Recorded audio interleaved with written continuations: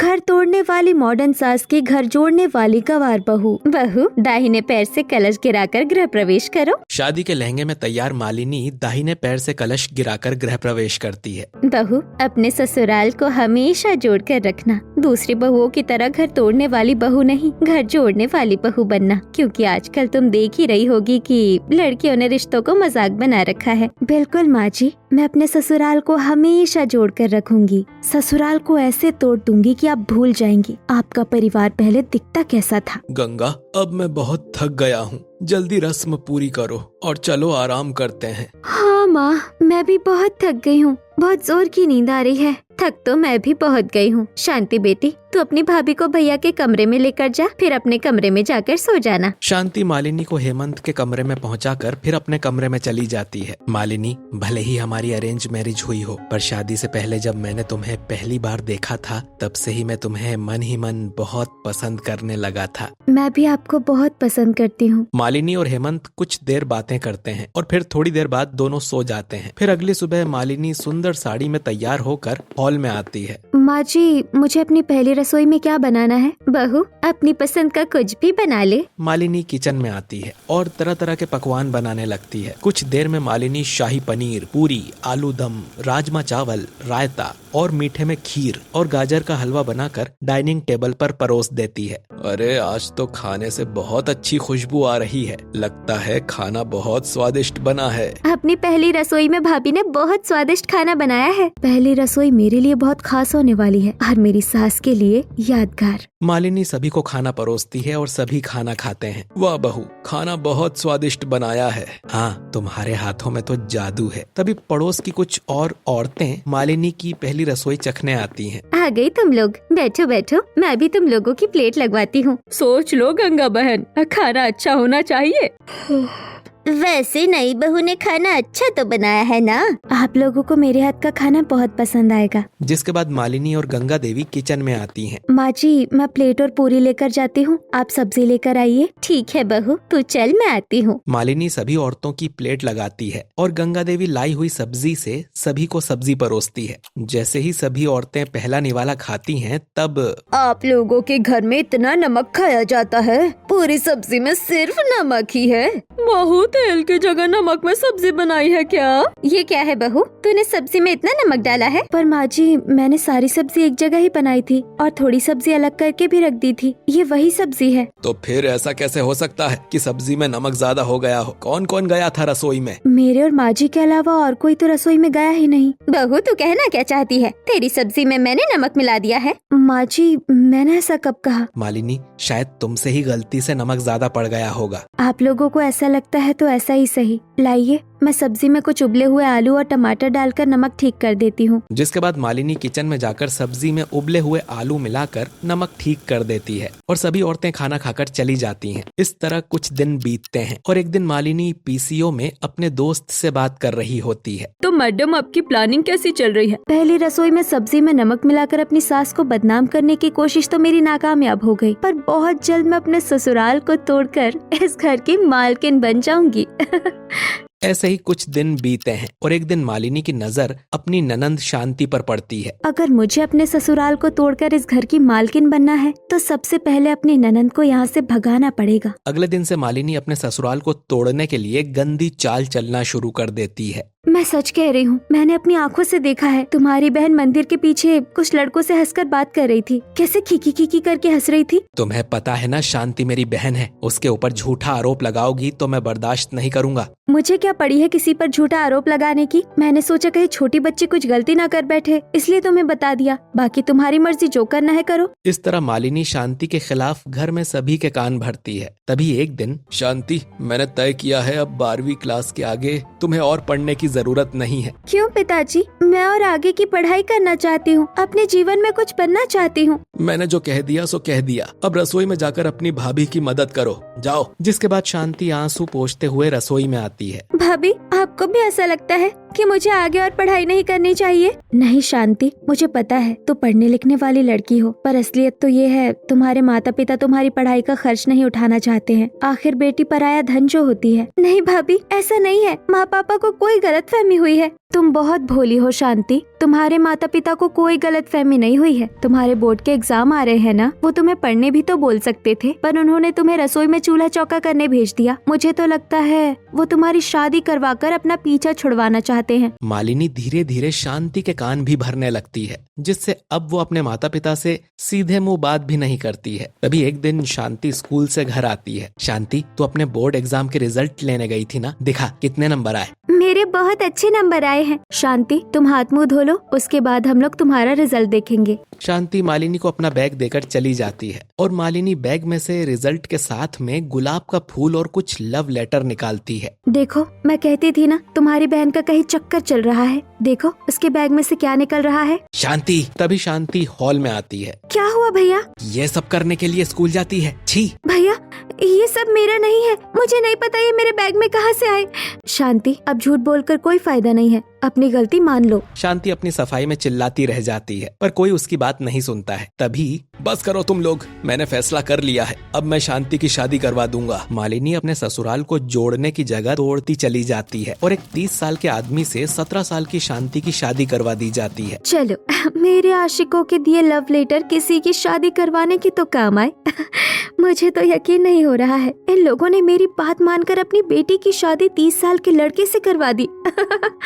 ऐसे ही कुछ दिन बीतते हैं और एक दिन मालिनी की तबीयत खराब हो जाती है। माँ, मालिनी की तबीयत तो बहुत ज्यादा खराब है। बहू को आराम करने दे, खाना मैं बना लूंगी। गंगा देवी किचन में जाती है और सभी के लिए खाना बनाती है और मालिनी के लिए सादी खिचड़ी बनाकर उसे देती है। यही तो मैं चाहती थी कि माँ जी अपने हाथ का बना हुआ कुछ मुझे खिलाए। मालिनी आधी खिचड़ी खाकर बची हुई में कुछ दवाई मिला देती है, जहाँ फिर शाम को बाथरूम में उल्टी करते हुए, मालिनी तुमने क्या खाया था? मैंने तो सिर्फ माँ जी की दी हुई खिचड़ी खाई थी। खिचड़ी खाने के बाद से ही मुझे उल्टियाँ हो रही है। रुको, मैं अभी टेस्ट करता हूँ। तभी हेमंत आधी बची हुई खिचड़ी खाता है और मालिनी की मिलाई दवाई से हेमंत की तबीयत खराब हो जाती है। हेमंत, माँ जी ने मुझे फूड पॉइजनिंग वाली खिचड़ी क्यों दी थी? मालिनी, माँ से कुछ गलती हुई होगी, माँ जानबूझकर तुम्हें खराब खिचड़ी नहीं देंगी। इसी तरह कुछ दिन बीते हैं और एक दिन हेमंत के कुछ पैसे उसकी अलमारी से गायब हो जाते हैं। मुझे अच्छे से याद है, मैंने यहीं पैसे रखे थे। मुझे तो पूरा यकीन है कि पैसे घर में किसी ने लिए हैं। जरूर तुम्हारी माँ ने लिए होंगे, तुम्हारी बहन को देने के लिए। तुम्हें पता है ना कि तुम क्या कह रही हो? तुम्हें मेरी बात झूठी लग रही है तो खुद उनके कमरे की तलाशी ले लो। तभी रामानंद आता है। मैंने सारी बात सुन ली है, हेमंत तू चल हमारे कमरे में, अपने हाथों से तलाशी ले ले। नहीं पिताजी, इसकी जरूरत नहीं है। जरूरत है, तेरी बीवी मेरी बीवी पर आरोप लगा रही है, तुझे मेरी कसम, हमारे कमरे की तलाशी ले। हेमंत को मजबूरन रामानंद के कमरे की तलाशी लेनी पड़ती है। पिताजी ने तो मेरा काम और आसान कर दिया, अब तो माँ जी होंगी इस घर से गेट आउट। तभी अलमारी से साड़ियों के बीच नोटों का बंडल मिलता है। माँ, ये पैसे तुम्हारी अलमारी में कैसे आए? बेटा, ये पैसे मैंने यहाँ नहीं रखा है, मुझे नहीं पता ये पैसे यहाँ कैसे आए। माँ जी, आपको पैसों की जरूरत थी तो मांग लेती, चोरी करने की क्या जरूरत थी? बहू, जबान संभाल कर बात कर। माँ जी, आपने अपने हाथ संभाले होते तो मुझे जबान संभालने की जरूरत नहीं पड़ती। बहू। माँ, मालिनी के ऊपर क्यों चिल्ला रही हो? क्या गलत कहा उसने? पैसे तो तुम्हारे पास से ही मिले हैं ना। बेटा, तुझे मुझ पर शक है, मैं सब समझ गई, सबके पीछे बहू का ही हाथ है। माँ जी, 2 थप्पड़ मार लीजिए, पर मुझ पर झूठा आरोप मत लगाइए। तभी मालिनी गंगा देवी के हाथ से खुद को थप्पड़ मारने लगती है। मारिए माँ जी, और मार लीजिए। तभी मालिनी खुद जमीन पर गिर जाती है। हेमंत, तुम्हारी माँ ने मुझे मारा। हेमंत आगे बढ़कर अपनी माँ को जोरदार थप्पड़ मार देता है। बंद करो माँ अपना यह नाटक, मैं सब समझ गया, तुम मालिनी को पसंद नहीं करती हो, इसलिए ये सब नाटक कर रही हो। तभी रामानंद सीने पर हाथ रखकर जमीन पर गिर जाता है। हे जी। पापा। हेमंत रामानंद को अस्पताल लेकर जाता है, जहाँ माफ कीजिए, हम आपके पिताजी को नहीं बचा पाए। जिसके बाद हेमंत रामानंद का अंतिम संस्कार करता है, जहाँ 13वीं के बाद। हेमंत, अगर माँ जी इस घर में रहेंगी तो मैं इस घर में नहीं रहूंगी। तुम्हारी माँ हमें कभी खुश नहीं रहने देंगी। उन्होंने जानबूझकर पैसे छुपाए, घर में इतना बड़ा कलेश किया कि बाबूजी को हार्ट अटैक आ गया। या तो तुम माँ जी को वृद्धाश्रम भेज दो या मुझे मेरे मायके भेज दो। मालिनी पूरी रात हेमंत को भड़काती रहती है, जहाँ अगले दिन, माँ ये कुछ रुपए रखो। मैं क्या करूँ इन पैसों का? माँ, मालिनी प्रेग्नेंट है और मुझे भी अपने काम पर फोकस करना है। ये रोज रोज के झगड़े मुझसे बर्दाश्त नहीं हो रहे हैं। तुम वृद्धाश्रम चली जाओ माँ। नहीं बेटा, मुझे खुद से अलग मत कर। माँ, अगर तुम चाहती हो हम लोग सुख से रहें तो चली जाओ। मैं हर महीने तुम्हें पैसे भिजवा दूंगा। गंगा देवी घर की चाबियां मालिनी को देकर वृद्धाश्रम आ जाती है। धीरे धीरे वक्त बीतता है और अब इस बात को 27 साल हो चुके थे। वही मालिनी घर अपने नाम करवाकर घर की मालकिन बन जाती है और साड़ी की जगह मॉडर्न कपड़े पहनने लगती है। मालिनी, तू तो अपने मॉडर्न कपड़ों में बहुत अच्छी लग रही है। बड़ी मेहनत लगी है मॉडर्न कपड़ों तक आने में। ओके बाय, अब मैं जा रही हूँ। मालिनी अपने घर चली आती है जहाँ किचन में कस्तूरबा अपनी बेटी से बात कर रही होती है। बेटी, ससुराल में छोटी मोटी समस्या होती रहती है, तो थोड़ा सबको समझने की कोशिश कर। तभी मालिनी कस्तूरबा के हाथ से फोन लेकर कहती है, कोई जरूरत नहीं है किसी से दबकर रहने की। अभी तेरी मालकिन जिंदा है। अगर तेरी सास तुझे कुछ कहे तो उसे उल्टा जवाब दे। तेरा पति कुछ कहे तो उसे डिवोर्स दे दे। पैसों की चिंता मत करना, जो पैसे लगेंगे मैं तुझे दूंगी। इतना कहकर मालिनी फोन रख देती है। कस्तूरबा, तू क्यों अपनी बेटी को कमजोर बनाती है? तेरी बेटी क्यों ससुराल वालों से दबकर रहे? इसे समझा, किसी से दबकर रहने की जरूरत नहीं है। ठीक है मालकिन। मालिनी किचन से चली जाती है। इसके बाद कस्तूरबा फिर से अपनी बेटी को फोन करती है। कोई जरूरत नहीं है मालकिन की बात सुनने की। उनका खुद का घर इसी वजह से टुकड़ों में बटा हुआ है। तू अपने पति से बात कर, तेरी समस्या का समाधान हो जाएगा। अब मैं समझी, इस घर में बच्चे बूढ़े सभी एक दूसरे से मुंह बनाकर क्यों बात करते हैं। इस घर की बहू घर जोड़ने वाली नहीं, घर तोड़ने वाली है, इसीलिए। ऐसे ही कुछ दिन बीतते हैं और मालिनी का बड़ा बेटा आयुष फोन पर अपनी बुआ से बात कर रहा होता है। बुआ, माँ की तरफ से मैं आपसे माफी मांगता हूँ। मुझे पता है माँ ने आपके साथ क्या क्या किया है। अरे बेटा, मुझसे माफी मांगने की जरूरत नहीं है। बस कभी कभी अपनी दादी से मिलने वृद्धाश्रम चला जाया कर, उन्हें भी अच्छा लगेगा। नहीं जा सकता, आपको तो पता ही है पापा और मम्मी ने दादी से मिलने के लिए मना किया है। ये सब भाभी की चाल है, उन्होंने पूरे घर को तोड़ कर रख दिया है। बुआ, मुझे इस टूटे घर में नहीं रहना। मैं अपने पापा, भाई बहन और दादी सबके साथ मिलकर रहना चाहता हूँ। इसके लिए तुझे घर जोड़ने वाली बहू लानी होगी। बुआ, आप ही कोई घर जोड़ने वाली लड़की ढूंढिए ना। मम्मी पापा से बात करके मैं उससे शादी कर लूंगा। इसी तरह रात हो जाती है और खाने के वक्त किचन में, मालकिन, खाना बन गया। सबको नीचे बुला लूं? नहीं, सभी को कमरे में खाना देकर आओ और राहुल कीर्ति को अलग अलग खाना देना। तभी वहाँ आयुष आता है। माँ, सभी को डाइनिंग टेबल पर बुलाओ ना। ओह डार्लिंग, तुम्हें तो पता है कोई डाइनिंग टेबल पर खाना पसंद नहीं करता है। मम्मी, आप ही कभी किसी को डाइनिंग टेबल पर नहीं खाने देती हैं। आयुष गुस्से में चला जाता है। ऐसे ही कुछ दिन बीतते हैं और एक दिन, मैंने तेरे लिए घर जोड़ने वाली लड़की ढूंढ ली है। मधु नाम है, लड़की पढ़ी लिखी है और शादी के लिए भी तैयार है। मैंने रिश्ता पक्का कर दिया है। बुआ, आप डेट निकलवाइए, मैं मम्मी पापा से बात करता हूँ। आयुष लिविंग रूम में आता है जहाँ सभी फोन चला रहे होते हैं। पापा, मुझे आपसे कुछ बात करनी है। हाँ बोलो। पापा, मुझे एक लड़की पसंद है जिससे मैं शादी करना चाहता हूँ। भैया, आपको लड़की पसंद है? वाह। कौन है वो? कहाँ रहती है? पढ़ी लिखी लड़की है, बहुत अच्छी है, हमारे शहर की है। ठीक है, हम तेरी शादी करवा देंगे। मैंने सोचा था मैं अपनी पसंद की बहू लाऊंगी, पर इसने तो पहले ही लड़की पसंद कर ली है और अब तो इन्होंने भी हाँ कर दिया है। कोई बात नहीं, अगर शादी के बाद मेरे तरीके से रहेगी तो ठीक है, वरना उसे भगाने में मुझे 1 हफ्ते से ज्यादा नहीं लगेगा। इसी तरह दिन बीतते हैं और 2 हफ्ते बाद आयुष की शादी मधु से हो जाती है। स्वीट हार्ट, अपने राइट लेग से कलश गिराकर गृह प्रवेश करो। मम्मी जी, आप तो बहुत मॉडर्न हैं। हाँ वो तो है, पर तुम इस घर की डॉटर इन लो हो, इस घर को जोड़ कर रखना। जरूर मम्मी जी। कीर्ति, अपनी भाभी को भैया के कमरे में ले जाओ। इसके बाद कीर्ति अपनी भाभी को अपने भैया के कमरे में लेकर आती है, जिसके बाद आयुष भी कमरे में आ जाता है। तभी आयुष कहता है, मधु, तुम्हें तो बुआ ने बताया ही होगा मेरे घर की हालत, अब तुम्हें ही सब संभालना है। आप चिंता मत करिए, मैं सब संभाल लूंगी। मधु और आयुष कुछ देर बातें करते हैं, फिर सो जाते हैं। फिर अगली सुबह मधु तैयार होकर नीचे आती है। अभी तक सब सो रहे हैं? ठीक है,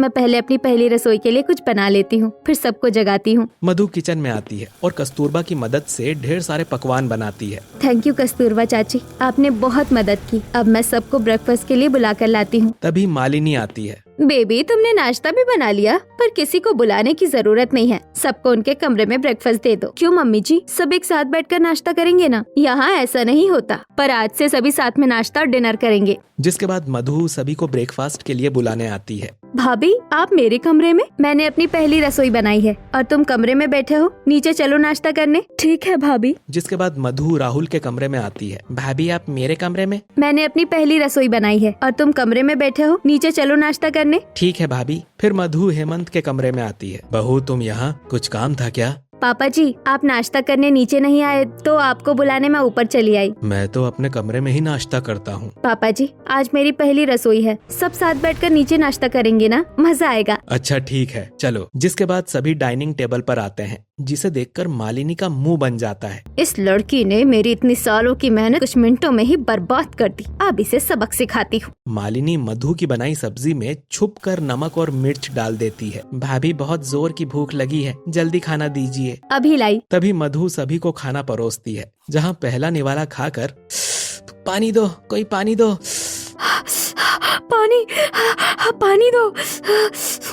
भाभी मिर्च वाला खाना खिलाने के लिए आप मुझे नीचे बुलाकर लाई थी। माफ कीजिएगा आप लोग, गलती से ज्यादा मिर्च पड़ गई, मैं दूसरी सब्जी बनाकर लाती हूँ। मैं निकलता हूँ, मैं ऑफिस के लिए लेट हो जाऊंगा। मैं भी कॉलेज कैंटीन में कुछ खा लूंगी। कोई बात नहीं मधु, कभी कभी गलती हो जाती है। सभी अपने अपने काम पर चले जाते हैं। तभी मालिनी, देखा बहू, इसीलिए मैं कह रही थी किसी को नीचे बुलाने की जरूरत नहीं है, इन्हें तेरी मेहनत की कोई कदर ही नहीं है। नहीं मम्मी जी मेरी ही गलती है, अब कोई मिर्च वाला खाना कैसे खा सकता है। इसी तरह कुछ दिन बीतते हैं और एक दिन आयुष ऑफिस से घर आता है। मधु एक कप कॉफी मिलेगी, बहुत सिर दर्द हो रहा है। मैं अभी बना कर लाती हूँ। मधु किचन में कॉफी बना ही रही होती है कि तभी मालिनी वहाँ आती है। माय स्वीट हार्ट, तुम किचन में कॉफी बना रही हो? तुम्हें कॉफी बनाने किसने कहा? आयुष जी के लिए बना रही हूँ। लगता है मुझे आयुष से बात करनी पड़ेगी, बहू से नौकरों जैसा काम करवा रहा है, कहीं उसने तुझे नौकर तो नहीं समझ लिया है। मम्मी जी एक कॉफी बनाने में कोई नौकर थोड़ी बन जाता है। डार्लिंग तुम बहुत भोली हो, ये लोग इसी तरह तुम्हें नौकर बना देंगे, किसी की बात मत सुना करो। मालिनी मधु को बहका कर घर तोड़ने की बहुत कोशिश करती है, पर अगले दिन मधु,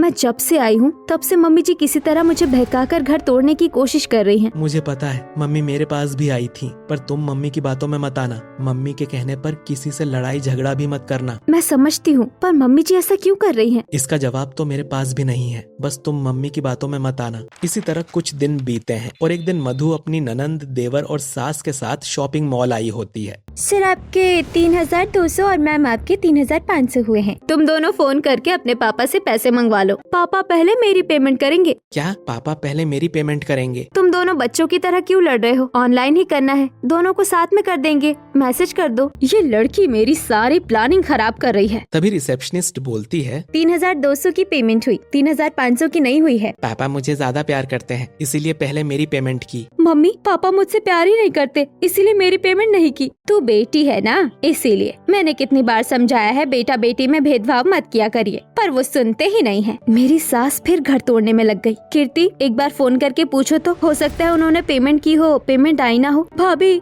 आप नहीं जानती हो, पापा इसी तरह मेरे और राहुल में भेदभाव करते हैं। ऐसी बात नहीं है कीर्ति, आप ही बताइए पेमेंट अटकती है या नहीं? ऐसा होता है, 10 में से 4 पेमेंट जरूर अटकती है। लीजिए मैं बात कर रही हूँ कि आपकी पेमेंट भी क्लियर हो गई। ऐसे ही अगले दिन, बहुत हो गया मेरी सास का घर तोड़ना, अब मैं उन्हें बताऊंगी घर जोड़ना किसे कहते हैं। जिसके बाद मधु हेमंत के पास आती है। पापा जी मुझे कीर्ति और राहुल की बचपन की फोटो दीजिए ना। हेमंत मधु के फोटोज दे देता है। मधु फोटो लेकर लिविंग रूम में आ जाती है। अरे मेरे देवर जी कितने प्यारे लग रहे हैं, और ये मेरी ननद तो परी लग रही है। तभी राहुल और कीर्ति मधु के पास बैठ जाते हैं। ये फोटो कब की है? भाभी ये फोटो कीर्ति की है, पहली बार इसने मेडल जीता था। और भाभी ये राहुल की फोटो है, जब वो फैंसी ड्रेस कंपटीशन में बंदर बना था, पूरा बंदर लग रहा था।